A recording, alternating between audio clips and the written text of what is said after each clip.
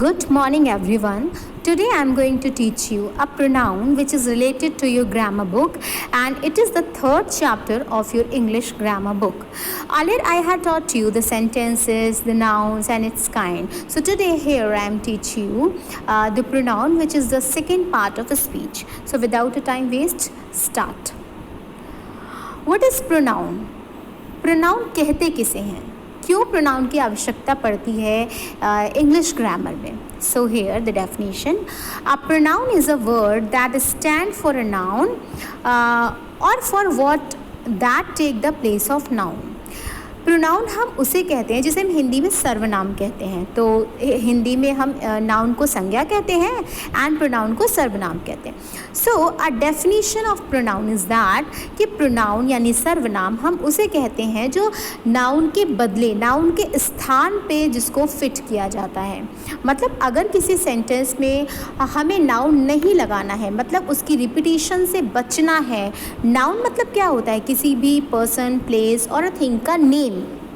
तो अगर हमें अपने सेंटेंस में उस पर्सन, उस प्लेस और उस थिंग के नेम की रिपीटिशन को बचाना है तो उसकी जगह हम at the time we use the pronoun instead of the noun. मतलब नाउन की जगह यूज़ करते हैं. तो किसी भी सेंटेंस में नाउन और प्रोनाउन एक साथ यूज़ नहीं करते हैं किसी एक चीज़ के लिए. किसी एक चीज़ को दर्शाने के लिए अगर हमने पहले किसी पर्सन का नाम या किसी प्लेस का नाम या किसी थिंग का नाम सजेस्ट किया है तो इन the sentence, in the becoming lines of the sentence हम इंस्टेड ऑफ नाउन प्रोनाउन का यूज़ करेंगे. जैसे इट अवॉइड्स क्लिमसी रिपीटेशंस. मतलब ये जो है प्रोनाउन ये क्या करता है, रिपीटेशंस को ब्लॉक करता है. इट अवॉइड करता है किसको, क्लिमसी रिपीटेशंस को. जो अफेली रिपीटेशंस होते हैं उसको ये अवॉइड करता है, ब्लॉक करता है. Like the repetitions of noun, जैसे कि किसी भी नाउन, किसी भी पर्सन का नेम, किसी भी चीज़ का नेम, किसी वस्तु का नेम या किसी प्लेस का name. You want do so with the pronouns. अगर आपको बार बार उसे नाम नहीं लेना है, let's go back to the latest grammars. मतलब आपको किसी चीज़ का नाम नहीं लेना है. एक बार आपने किसी का नाम ले लिया और उस नाम को आप हाइड करके उसके इंडिकेशंस का जो मार्क है उसको चेंज करना चाहते हो. तो in that condition the indication mark will be reflect is just like the pronoun. तो वहाँ पर प्रोनाउन आपका उस इंडिकेशन मार्क के जैसे यूज़ होगा. हम प्रोनाउन का यूज़ क्यों करते हैं? जब नाउन है हमारे पास, so why you use a pronoun in our sentences? Actually, pronouns are words that are used to take the place of noun in the sentence. Pronouns वो शब्द होते हैं जिनको हम नाउन की जगह अपने सेंटेंस में जो हमारा सेंटेंस है उसमें हम यूज़ करते हैं. They usually refer back to a noun. और ये यूजुअली रेफ़र करते हैं, इंडिकेट करते हैं, उनका प्रतिनिधित्व करते हैं किसका, नाउन का. किससे, नाउन के इन्फ्रंट ना होने पर भी बैक से उसको सपोर्ट करते हैं, हाईलाइट करते हैं, जबकि नाउन का नाम नहीं होता लेकिन प्रोनाउन के थ्रू उस नाउन को शो किया जाता है without the reflection of its name and identification. Alright. And they must match the number, point of view and gender of the noun. They must match, और उनको हम इस तरीके से मैच भी करते हैं नंबर ऑफ़ पर्सन के साथ, पॉइंट ऑफ व्यू के साथ एंड जेंडर के साथ. मतलब जेंडर के अकॉर्डिंग हम नाउन और प्रोनाउन का यूज़ करेंगे. पर्सनल प्रोनाउन और आपका क्या बोलते हैं, पर्सनल प्रोनाउन में आपका जो first person, second person, third person, जितने भी पर्सन्स होते हैं उनके जेंडर के साथ, उनका कौन सा जेंडर है, फेमिनिन है, मेल है या फिर वो न्यूट्रल जेंडर है. तो जैसे कि कोई फेमिनिन जेंडर में आप जानते हो कि हम ही जो फेमिनिन होता है उसमें हम शी यूज़ करते हैं और उसी में मैस्कुलिन में हम ही यूज़ करते हैं, न्यूट्रल में हम इट यूज़ करते हैं. तो यहाँ पर वही बता रहे हैं कि हम अगर सेंटेंस में नाउन की जगह प्रोनाउन को फिट करते हैं तो कौन कौन सी चीज़ें हमें अपने दिमाग पे रखनी होती है. वी यूज़ प्रोनाउन, हम प्रोनाउन को यूज़ करते हैं to make a sentence, sentence को बनाने के लिए क्लियरर, कि वह सेंटेंस बहुत ही स्पष्ट बने. लेस ऑफ एवैक वर्ड, उस वर्ड्स का बार बार रिपीटिशन ना हो, उसकी वैल्यू भी स्पॉइल ना हो. एंड स्मूदर, और सेंटेंस पढ़ने में बहुत ही स्मूथली हम उसको रीड कर सकें और बहुत ही अंडरस्टैंडेबल हो. तो ये सारे जो रूल्स होते हैं ये भी हमें ध्यान में रखने पड़ते हैं whenever we will try to make a sentence and we will be try to the change the position of a noun in and we want to convert to the noun in the place of the pronoun. So in that the condition we also remain these types of the rules regulations. All right, so they usually refer back to a noun usually used earlier in the sentence and they must watch the number point of view. उसका point of view क्या है? The gender of a noun. What was the gender of the noun? तो ये सारी चीज़ें हम अपने दिमाग में रखते हैं, उसके बाद हम किसी भी सेंटेंस को मेक करते हैं. Now in my chart, actually according to my chart, there are 9 types of the pronouns, but in your book I think approximately 8 types of the pronoun was reflected. So one by one I will going to discuss about these types of the kinds of pronoun. So first is the personal pronoun. तो personal pronoun हम किसे कहते हैं, क्या होता है personal pronoun? Personal pronoun sentence में हम किस तरीके से रिफ्लेक्ट करेंगे, ये सारी चीज़ें हम वन बाय वन इसमें पढ़ते हैं कि आखिर पर्सनल प्रोनाउन की क्या कैटेगरीज होती हैं और क्यों ये यूज़ होता है. Actually, in the grammatical sense, a personal pronoun is a pronoun that is related mainly to a particular person. अगर हम ग्रामर के सेंस की बात करते हैं, and we talk about the grammatical sense, तो हम देखते हैं कि जो पर्सनल प्रोनाउन है, मतलब आपका व्यक्तिगत सर्वनाम, वो किस लिए यूज़ होता है. तो personal pronoun is a pronoun, ऐसा प्रोनाउन है जो रिलेटेड है मेनली उसका इंडिविजुअल पर्सन से कनेक्शन होता है. So that is related mainly to a particular person, particular place और a particular thing. So that is related mainly to a particular person. Personal pronoun are not the limited to a people. ये जो है personal pronoun, ये किसी person या peoples या gathering या collection को लिमिटेड नहीं करता है. मतलब कि आपका जो पर्सनल प्रोनाउन है उसमें हम किसी भी पर्सन के नंबर को बाउंड नहीं कर सकते, क्योंकि इसमें क्या होता है, 2 तरीके के प्रोनाउन होते हैं. फर्स्ट पर्सन जिसमें आपका सिंगुलर फॉर्म होता है और प्लूरल फॉर्म भी हो सकता है. तो both categories are invalid in this form of the pronoun. So here personal pronoun are not limited, ये लिमिटेड नहीं है पीपल्स के लिए. So personal pronoun are not limited to a people, to a person और a thing. That can also refer to animal and object. और जो personal pronoun है वो आपके एनिमल्स को और उसके ऑब्जेक्ट को भी रिफ्लेक्ट करता है. सो हियर द सब्जेक्ट, जो पर्सनल प्रोनाउन है उनके केसेस में सब्जेक्ट कैसे होते हैं. अगर आप किसी सेंटेंस में प्रोनाउन को देखोगे तो सब्जेक्ट पार्ट में प्रोनाउन आप कैसे शो करोगे. अगर फर्स्ट पर्सन है तो आई लगाएंगे हम, सेकंड पर्सन है तो यू लगाएंगे और थर्ड पर्सन है तो हम उसको वी में कन्वर्ट करेंगे in the subject. I am just talking about in the sentence we reflect the subject by the personal pronoun और a singular person, I you we. Okay, तो वी आपका plural form आ गया, personal pronoun का plural form आ गया.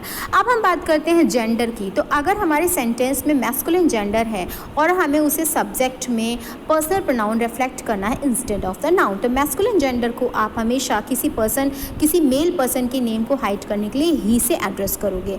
Suppose that किसी feminine gender या किसी फीमेल का नाम आता है तो उसके नेम को हाइड करने के लिए आप सब्जेक्ट में in the sentence if you want to show the personal pronoun तो आप शी लगाओगे.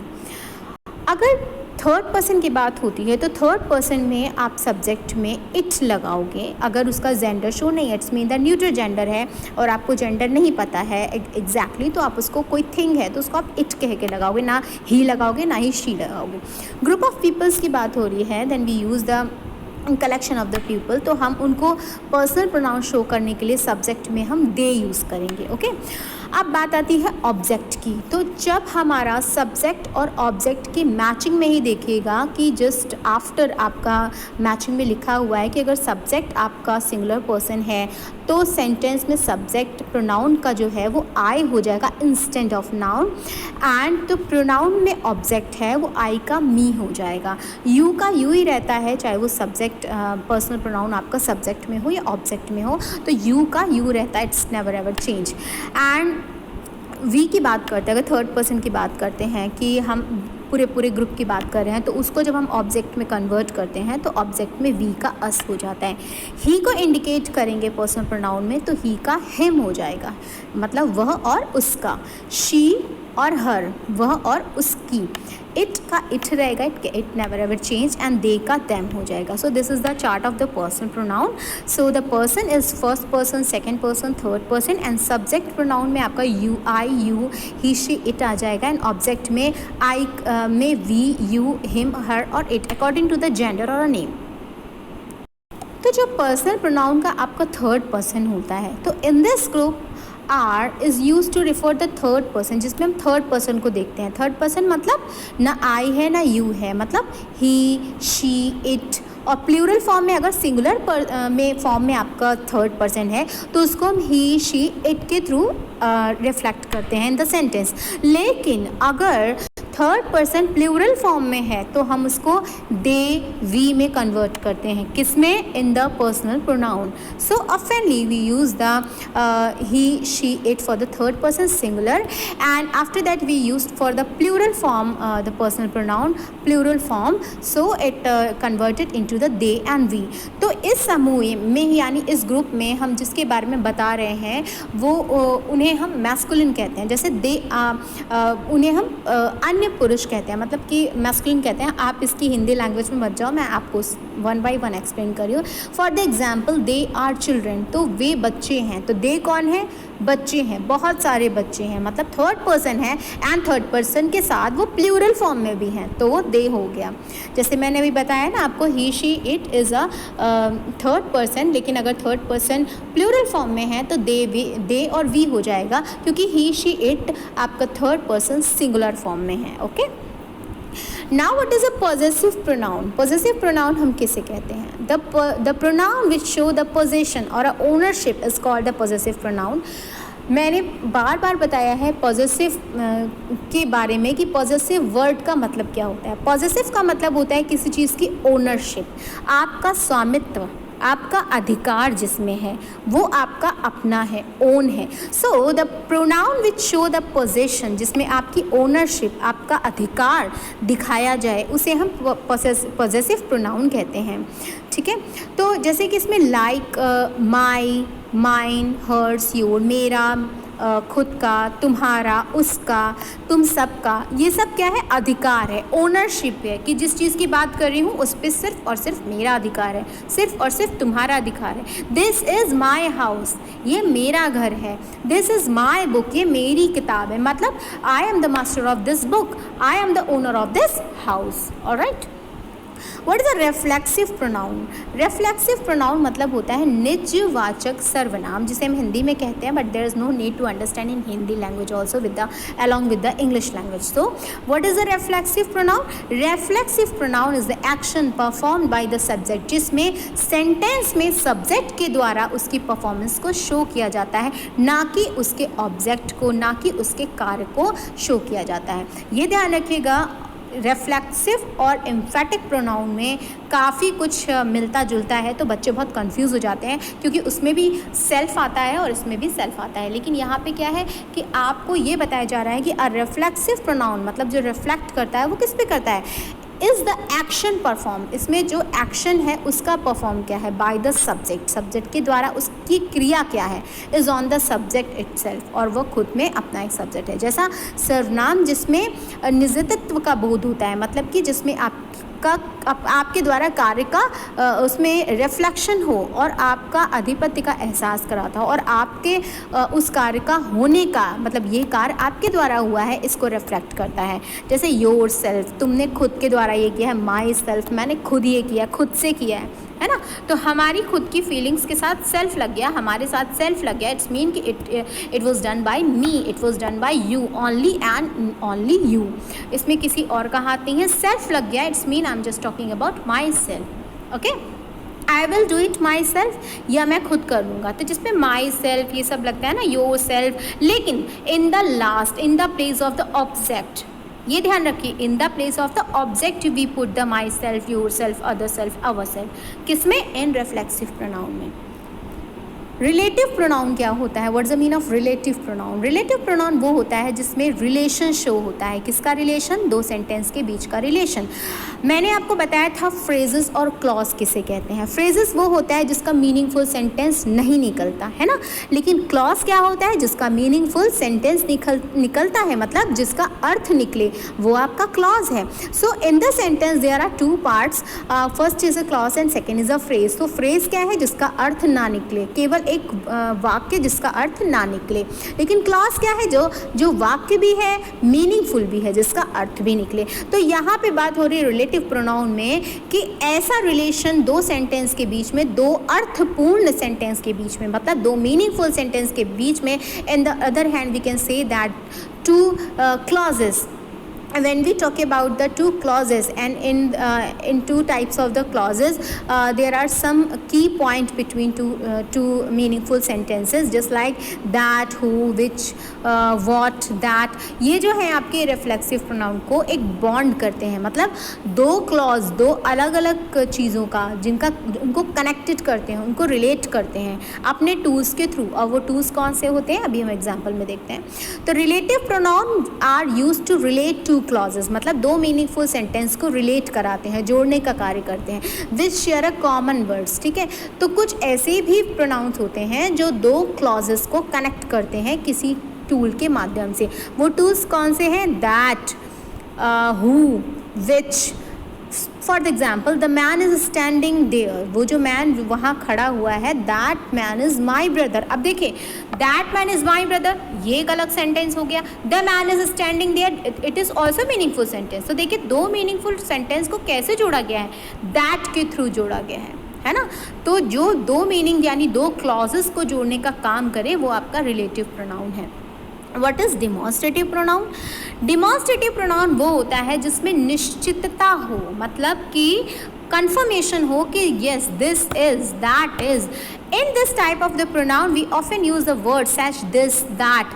इसमें हम मोस्टली दिस या दैट का यूज़ करते हैं। आपके डिमॉन्स्ट्रेटिव प्रोनाउन होते हैं, तो we often use the word such as this, that. It indicates the object that we try to describe. ये इंडिकेट करते हैं ऑब्जेक्ट को कि वह ट्राई टू डिस्क्राइब, कि वो इसको डिस्क्राइब करे, ठीक है।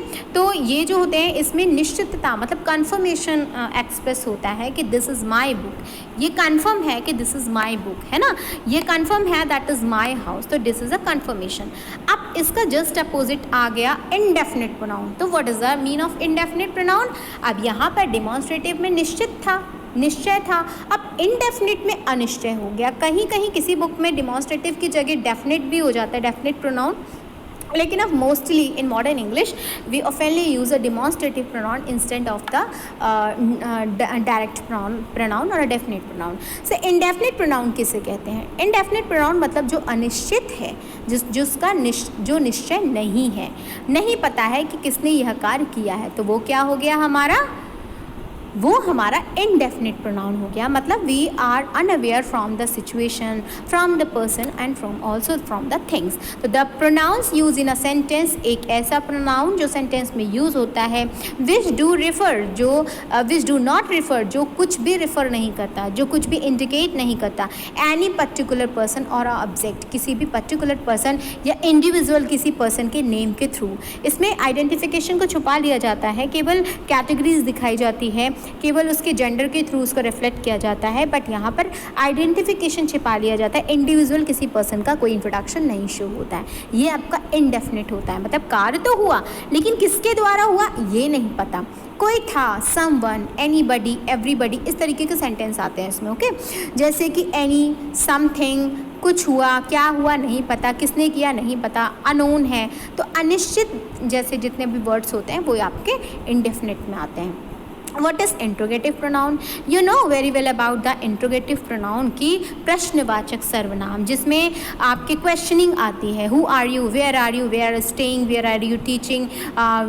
Where do you live? And इस तरीके के सेंटेंस आते हैं जिसमें क्वेश्चनिंग होती है। तो ये बहुत ही ईजी इंट्रोगेटिव प्रोनाउन होता है, जिसको आप आसानी से क्वेश्चनिंग के थ्रू, क्वेश्चन मार्क के थ्रू आप अच्छे से उसको जान सकते हो। The pronoun that are use to asking, इसमें कुछ ना कुछ पूछा जाता है। रीडर से और किसी पर्सन से is known as a interrogative pronoun, और इसलिए यह प्रश्नवाचक या इंट्रोगेटिव प्रोनाउन के नाम से जाना जाता है। इंट्रोगेटिव प्रोनाउन यानी WH फैमिली के वर्ड्स इसमें होते हैं, ये ध्यान रखिएगा। जितने भी इंट्रोगेटिव प्रोनाउंस होते हैं उनमें WH फैमिली यानी who, WH who, WH which, WH where and WH what, तो इस तरीके के वर्ड्स आते हैं WH फैमिली के, वो आपके इंट्रोगेटिव होते हैं। जैसे वेयर आर यू, आप कौन हैं, and where are you going, आप कहाँ जा रहे हो, या आप कहाँ हैं, वेयर आर यू, इस तरीके के सेंटेंस होते हैं। और क्वेश्चनिंग होती है, प्लस WH फैमिली के वर्ड से स्टार्ट होते हैं। Now the distributive pronoun. Distributive pronoun किसे कहते हैं? डिस्ट्रीब्यूटिव यानी आपको पढ़ने से ही समझ में आ रहा होगा, आई am just talking about the distribution, मतलब विभक्तिकरण यानी वितरण यानी बांटना। तो डिस्ट्रीब्यूटिव मतलब होता है the pronoun which refer to a person और a thing that take in one time is called the distributive pronoun. जैसे एक समय में एक व्यक्ति या किसी वस्तु का बोध कराया जाए, उसे वितरणवाचक सर्वनाम कहते हैं। मतलब कि डिस्ट्रीब्यूटिव प्रोनाउन में पूरे ग्रुप की बात होती है, आइदर या तो और ना तो, मतलब इस तरीके से रिफ्लेक्ट किया जाता है, पूरे ग्रुप में से पर्सन को शो किया जाता है, तो वो आपके डिस्ट्रीब्यूटिव प्रोनाउन होते हैं। What is the mean of reciprocal pronoun? Reciprocal pronoun किसे कहते हैं, क्या होता है इनका यूज़, क्यों हम यूज़ करते हैं सेंटेंस में reciprocal types of the pronoun?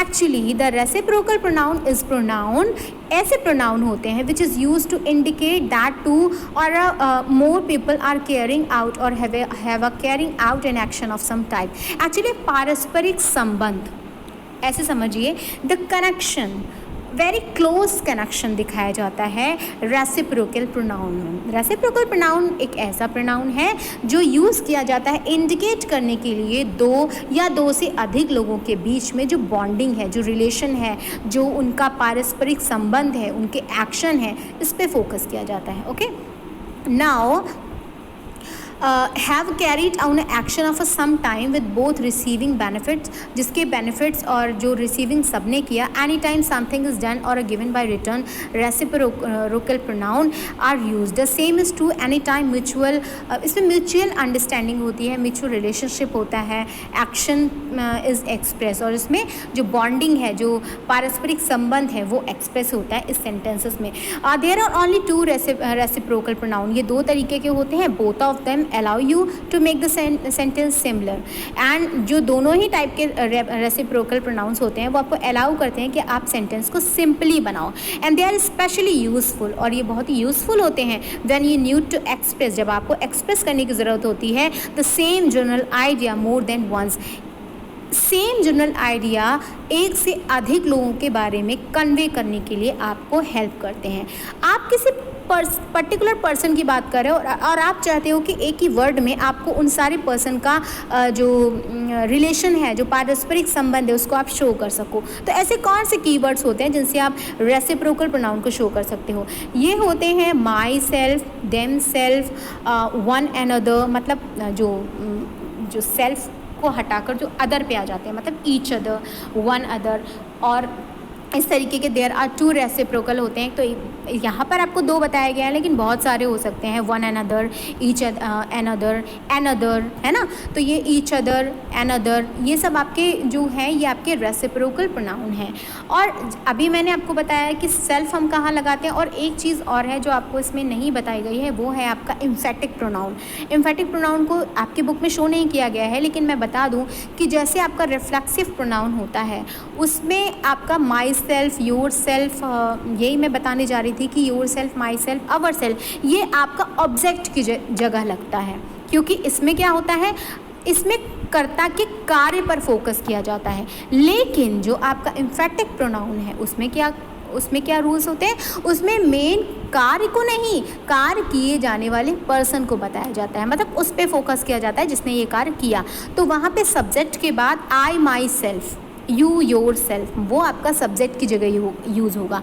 लेकिन जो आपका रिफ्लेक्सिव प्रोनाउन है इसमें आपका जो यूज़ होता है जस्ट वेट, हाँ, जिसमें आपका सेल्फ यूज़ होता है। आप देखिए ऑब्जेक्ट की जगह यूज़ हो रहा है।